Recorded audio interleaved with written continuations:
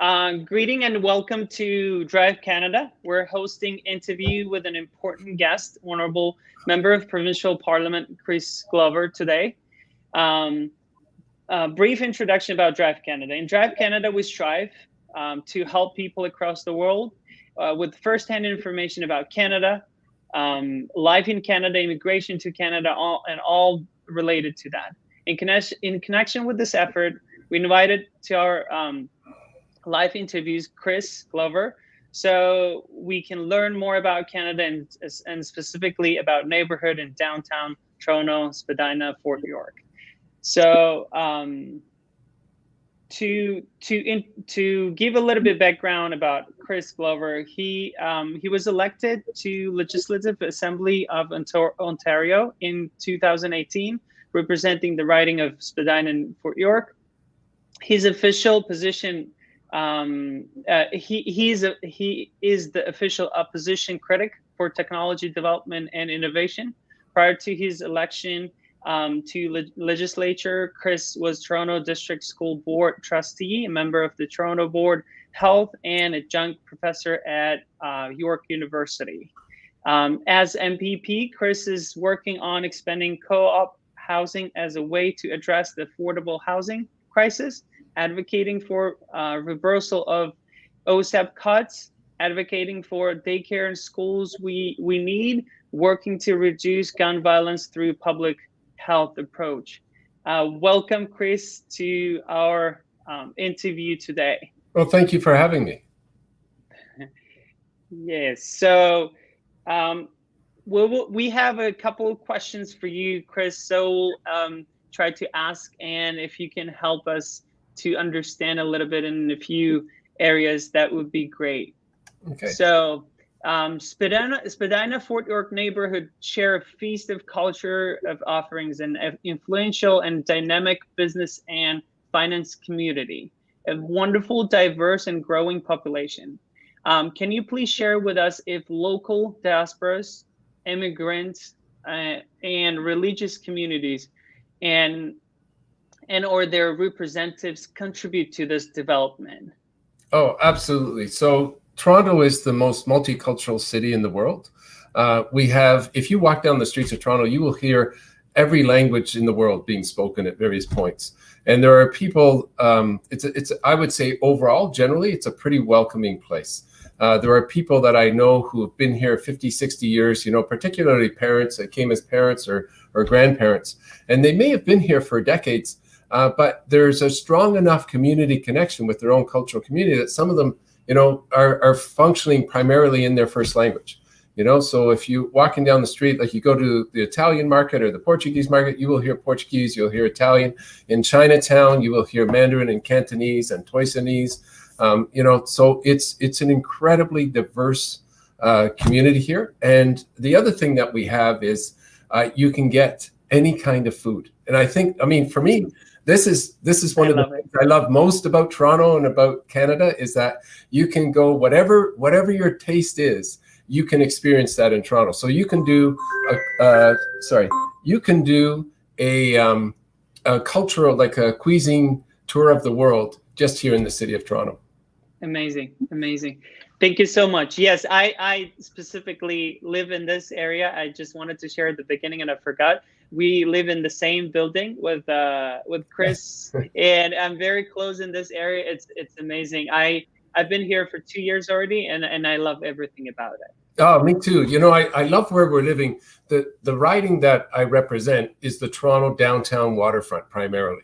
And so it goes from the east to the west side of the downtown core. And where we're living, you can walk 10 minutes into the city core to King Street, which is one of the major, financial streets in the city. Or you can walk, 3 minutes across the road and you're on the lakefront. And it's absolutely amazing. Spectacular. Yeah. Thank you. So if we move to another question, what Spadina, Fort York, and Toronto City do to support newcomers and immigrants arriving to the city, or maybe specifically to Spadina, Fort York, if any?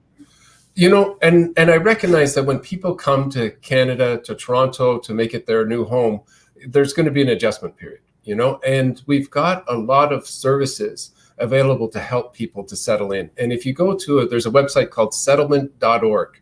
And that website makes a list of all the services. And many of these programs and services are delivered by culturally specific groups. So if you're coming and you have a Chinese background or a Filipino background, whatever your background is, you will be able to find, more than likely, you'll be able to find an agency that with members from that cultural group or your language group who will be able to help you and guide you into settling in Toronto.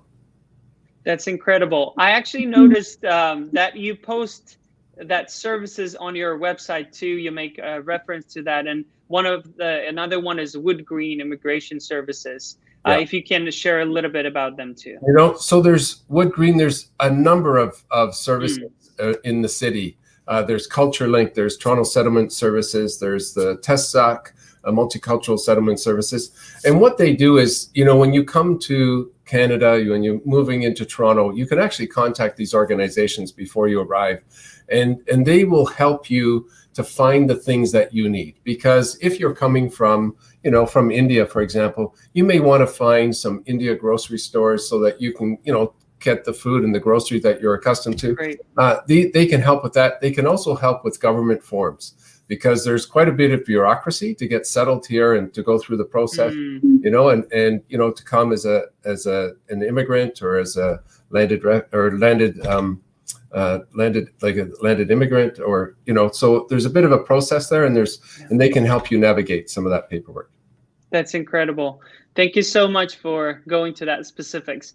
So next question is a little bit related to both of us, myself as a lawyer and Язык here as another founder of DriveCanada. We're both supporters and cheerful supporters of startups, any innovation, IT or tech related.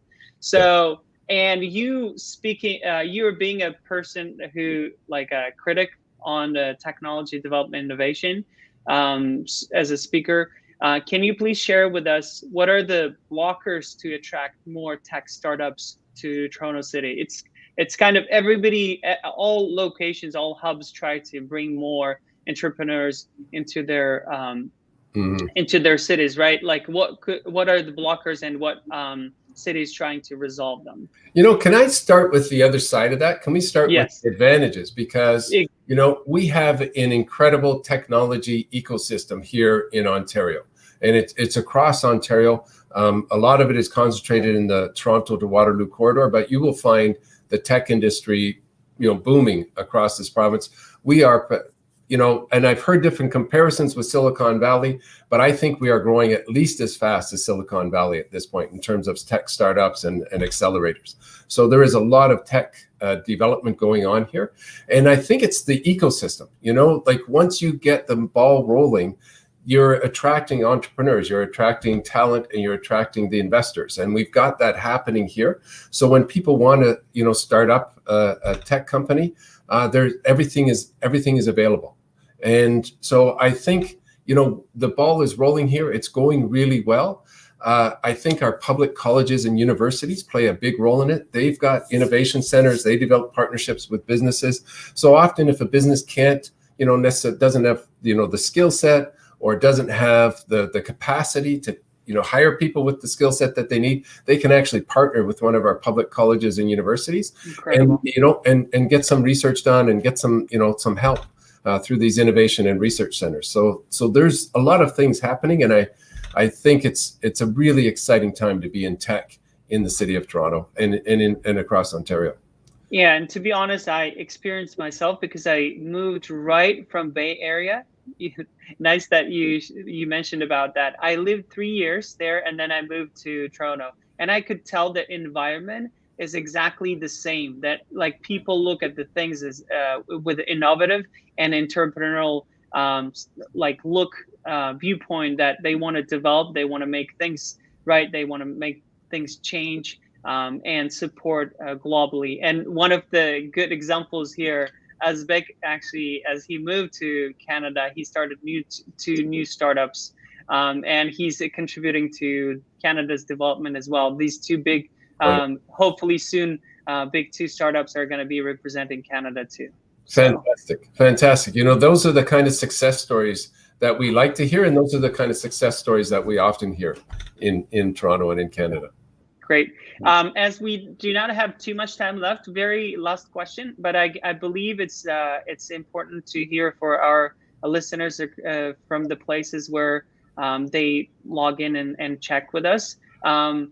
We wanted to ask a little bit about immigration. You might not specifically be the person who control all of that areas because it's federal government who does, but we wanted to know how COVID-19 affected immigration plans to Canada or Ontario province.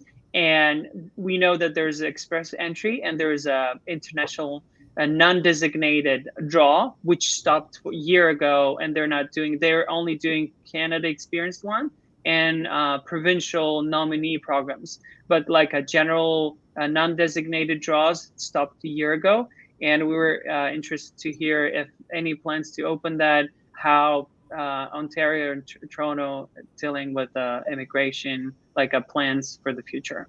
Okay, so I can't comment too much about that because I am with the Ontario government, the provincial government, and immigration is handled by the federal government. So I'm not up to on the latest with what's happening there. I can tell you though that Canada is expecting to have, as the goal is 400,000 immigrants this year, and most of them, you know, the bulk of those people will be coming to the Greater Toronto area. So, you know, the doors are open, and the government is trying to, you know, get our immigration numbers back to where we had originally. There was obviously a lull during the pandemic, and the government is trying to get those numbers back up. Great.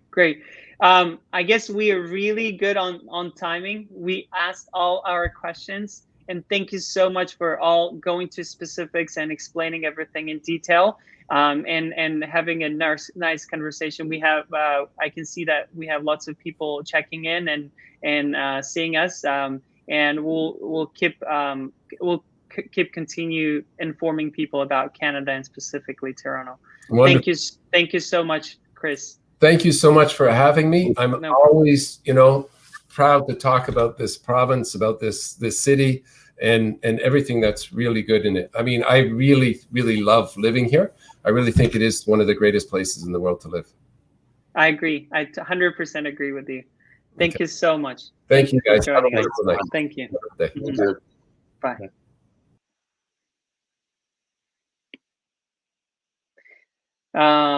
Bana azbek endi bemalol o'zimiz biroz suhbat qilsak bo'ladi. Manimcha boshqa savollarni odamlardan ko'rmadim. Bizni podpischiklarimizdan, bizni subscriberlarimizdan. Lekin o'ylashimcha juda yaxshi suhbat bo'ldi. O'zingiz biroz fikringizni bildirsangiz, Azbek. Juda suhbat ajoyib bo'ldi. Shu bizaga bilamiz parlament a'zosi juda vaqt tig'iz bo'lgandi, shuning uchun bizga faqatgina 15 daqiqalarni ajrata oldilar. Shunga qaramasdan qarangki, hammasi well organized bo'ldi. Ingliz tilida aytganda, to'g'ri uyushtirilgan sababli 15 daqiqaga, ya'ni 14 daqiqa ichida biz hamma nima deydi, kerakli, muhim bo'lgan savollarni berib, savollarga javob ola oldik. Bu albatta juda ajoyib suhbat bo'ldi. Toronto texnologik xabligi haqida ham yana bu kishi yana bir bor tasdiqladilar. Shu bilan birgalikda pozitiv nuqtada, ya'ni migrantlarni biz doimo kutib olamiz, bularga hamma sharoitlar bor degan nutqlari bu juda bir motivatsion nuqta bo'ldi. To'liq qo'shilaman. Men o'zim biroz nima qilib turuvdimki 15 minutda ulguramizmi deb, lekin qarang, juda chiroyli chiqdi. Hamma savollarimizga bitta javob berdi. Chris Glover to'ppa-to'g'ri juda ham band. Men o'zi bizda nimada yashaganda bilib qolganimdan keyin Instagram sahifasiga yozilib qarab turaman. Juda ham band odam, chunki ertalabdan kechgacha butun nimasi grafigi yozib raspredilyatsiya qilib qo'yilgan. ko'chada bo'lsa ko'chada har xil eventlarni tashkillashtirib, odamlarga yordam berib, ichkarida bo'lsa o'sha qonunchilikni rivojlantirish uchun harakatini qilib turadi. Mana Shuhrat Illakanov degan savol tashlabdilar.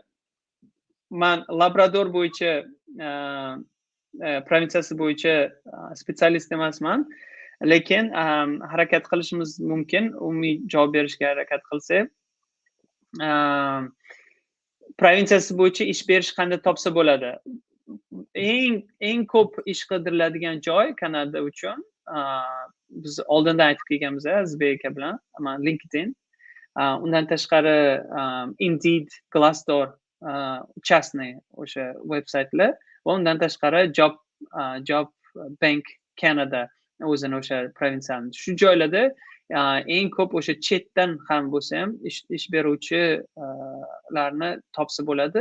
Undan tashqari ularning har xil funksiyasi bor. Qidirilsa, ya'ni sizga chet eldan ish berish yoki vizangizni qilib berish degan punktni ham qo'shib qo'yadi. Shuni search variantlarida har xil qidirilsa, именно o'sha aynan o'sha chetdan kelayotgan nimalar ishchilar uchun tashkillashtirilgan har xil pozitsiyalar bor. Shularni qidirib topib harakat qilsalaringiz bo'ladi. Adashmasam Shuhratbek bilan o'tgan safar suhbat qilgandik, ya'ni live streamingda. Bu kishi invitation olgandilar. Agar bu masalada qarang, xudo xolasa Kanadaga kelganingizdan keyin mana bu Chris ham aytib o'tdilar, settlement ya'ni markazlari bor. Har bitta provinsiyada, har bitta shahar qishloqda immigrantlarni moslashish markazlari bor. U yerda bu markazlar juda bir aktiv, davlat ularga hukumat non-profit organization bo'lganligi uchun hukumat ularga katta pul beradi. Birinchidan, agar ingliz tilida muammo bo'lsa, ingliz tilini yaxshilab o'zlashtirib olish uchun bepul kurslari bor. Agarda rezyumengiz, ya'ni Kanada standartlariga to'g'ri kelmasa, ular sizga yo'nalishlar ko'rsatadi. Undan tashqari, ish qidirayotgan bo'lsangiz, ular o'sha ish beruvchilar va hokazo kompaniyalar bilan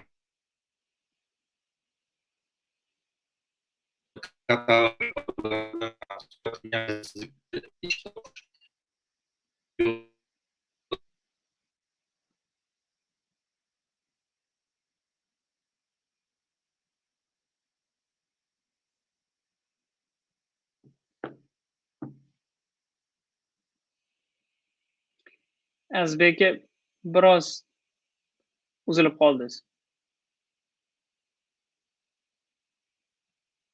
Azbek akani gaplarini davom ettiradigan bo'lsam, xuddi shunday kelgandan keyin har xil programmalar bor. Mana Chris Gloverni nimasini ham stranchkasini ham qoldirdik. Xuddi shunday o'zini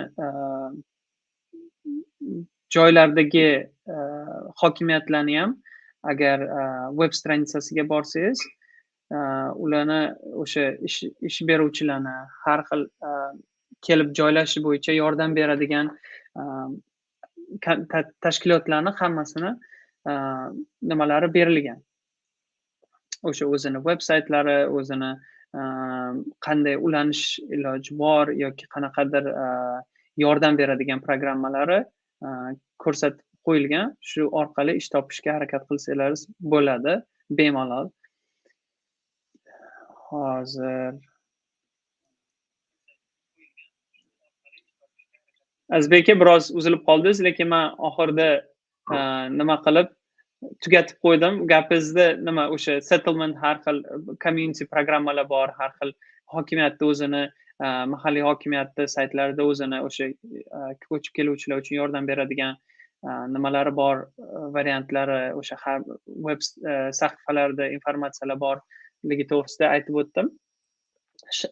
Shuhratbek kattakon rahmat deb qo'ydilar.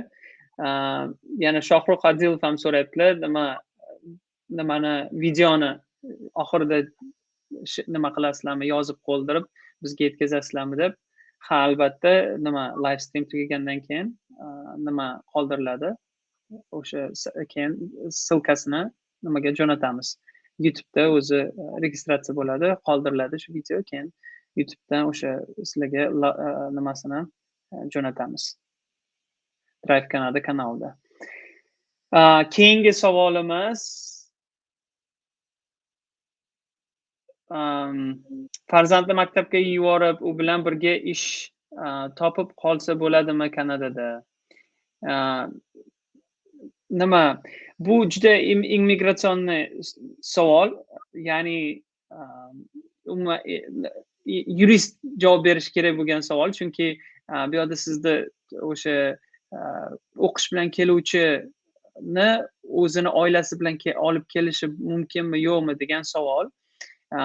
Biz savolga javob berishga harakat qilamiz, lekin iltimos oldindan kichkina disclaimer, buni yuridik maslahat deb qabul qilmaysiz.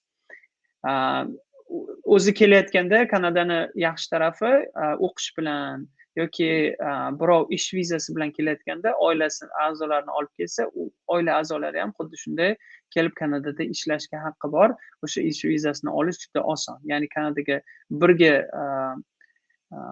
ya'ni o'sha birga application to'ldirib birga kelinadigan bo'lsa, ularni kelgandan keyin ish vizasiga topshirishga haqqi bor.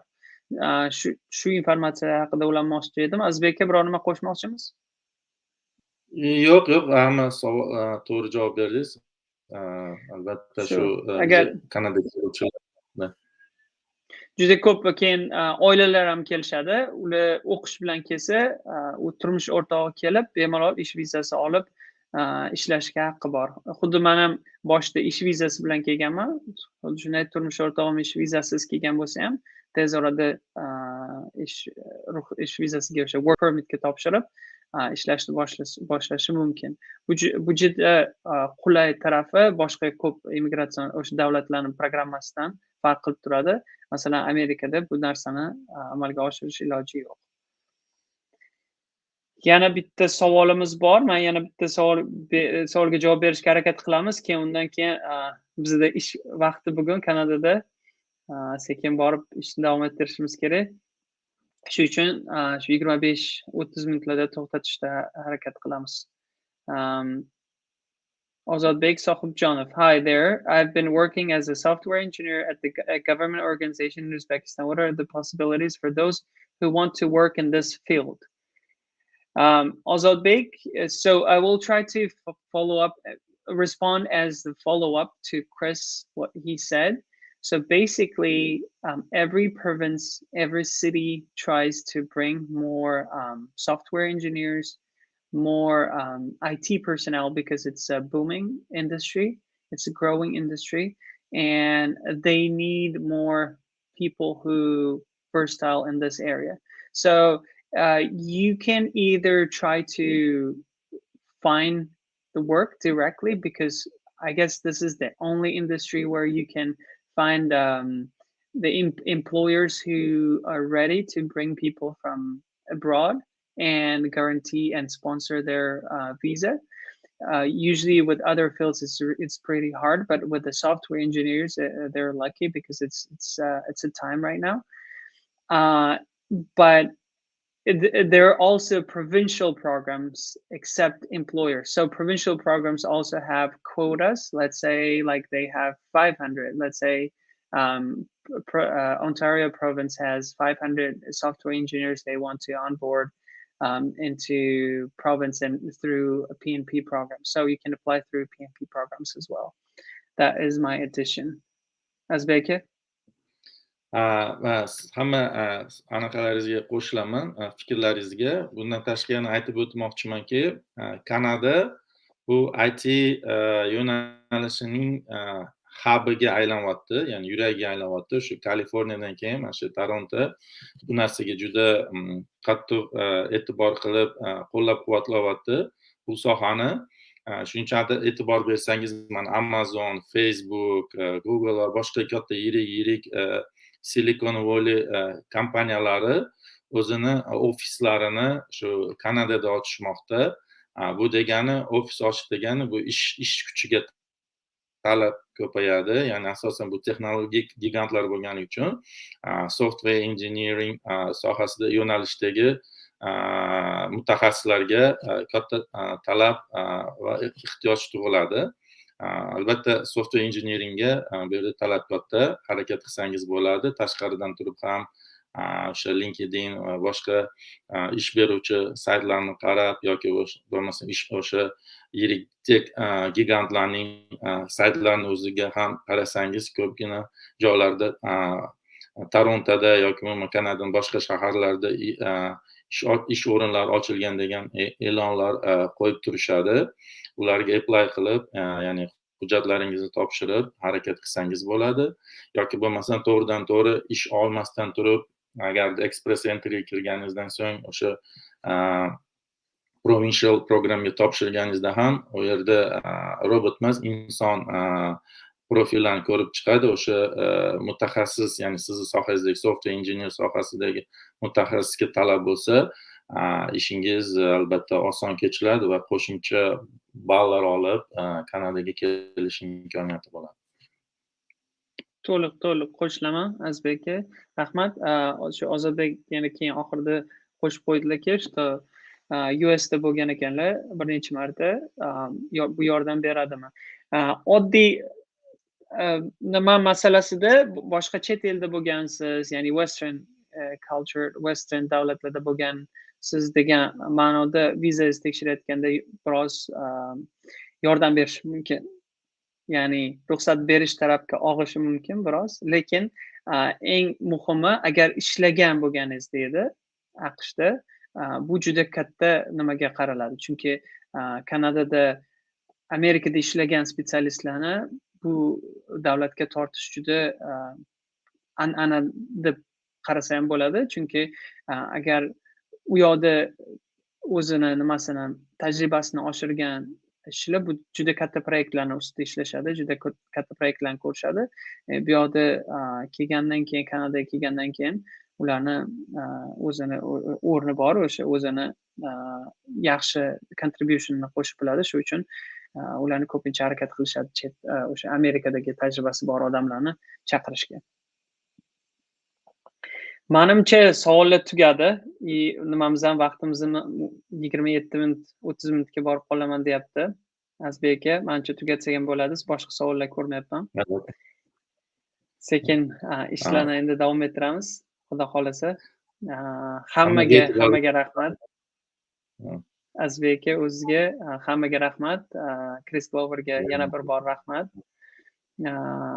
Bundan keyin ham xuddi shunday live nimalarni olib borishga harakat qilamiz. Kattakon hammaga rahmat. Kattakon rahmat, sog' bo'linglar. Sog' bo'ling.